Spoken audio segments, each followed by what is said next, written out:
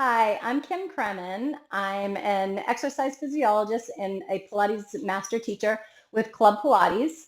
I'm also a specialist in post-rehab. On August 21st, I will be bringing you a workshop that's the theme is anatomy specific to Pilates. And this one will be all about your shoulders, adapting movement for everybody's shoulders. The workshop is, again, it's going to be August 21st from 3 to 5 p.m. Eastern Time. It is a virtual workshop, but you do have 2 weeks to watch the video. And it is worth 2 NPCP credits if you need them. And the link is below this video.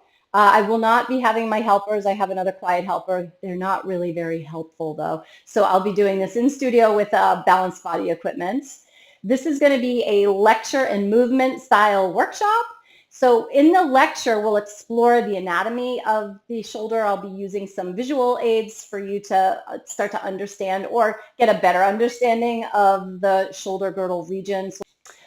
So then we'll also be exploring the function of the shoulder girdle through the lens of Pilates. So you'll learn how to assess movement patterns and apply targeted exercises that are biomechanically beneficial in order to improve shoulder stability, mobility, and enhance performance. Learn how to identify and modify for dysfunctional movement patterns that might be more structural, something like kyphosis, right? Because if somebody has structural kyphosis, they might not have the same modification as somebody that just might be a little slouched over, right? Because you might not be able to bring them into the position that somebody that doesn't have kyphosis could be in. So we need to modify for those positions. In this workshop, most of the exercises that I go over will be familiar to you. So this isn't about learning new exercises or creative flow sequences. But this is about taking familiar exercises and start to look at them with a different lens or a different perspective and really think about how biomechanics can really play an important role in every exercise that you teach. So for example, we'll do this in a second, but the exercise, it's very commonly taught, the mid-back series, or also called hand supine and straps, right? If we do the T-press, also called abduction or adduction, abduction, adduction, let's think about it for a second. How do you teach that exercise? All right, just think about how you do it. Do you teach the exercise straight out to the side? Like the letter T, right? Because in order to be a letter T, you're going to be straight out to the side. So for example,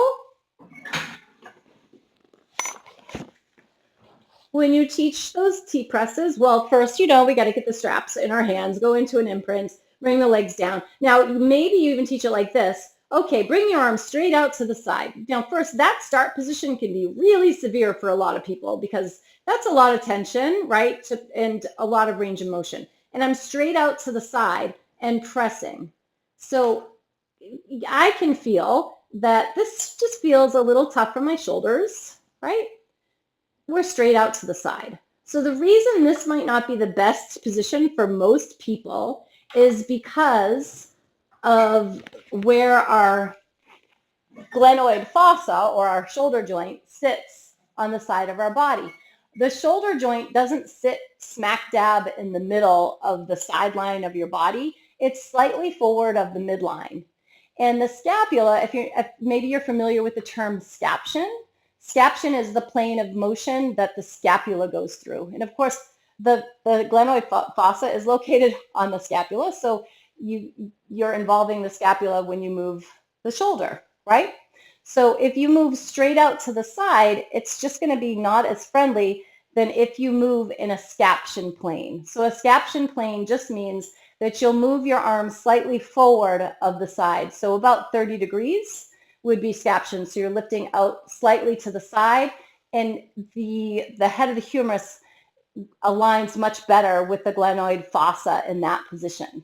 So if someone's kyphotic or really medially rotated through the shoulder, they might even come further forward, like 45 degrees. It's just going to be really much nicer on the shoulder. So lying down, grab the straps. And also, if you don't already teach it this way, Bring the arms up so that there's tension in the straps. The arms should be just over the shoulders or slightly lower this way, right?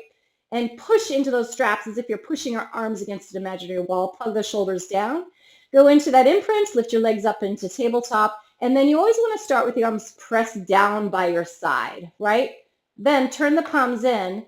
Then bring your arms up so that they're kind of in line with the front of the rib cage. So that'll put people at a better position. And reach the arms out to the side. Keep the arms higher than the level of the front of the rib cage. And then press, right? And then we don't have to go all the way up to the side. Use the shoulder rests as feedback.